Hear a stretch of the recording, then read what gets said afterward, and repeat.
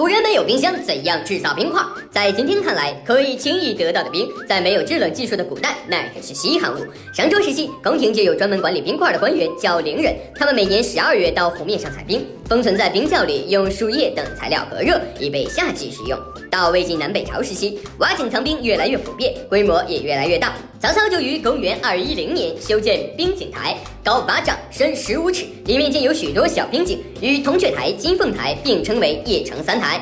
唐朝个别豪富权贵开始了私人用冰，打造私人冰室，来访客人要穿上棉袄才能入内停留。到明清时期，由于都城北京多湖且冬天寒冷，储冰有了得天独厚的优势。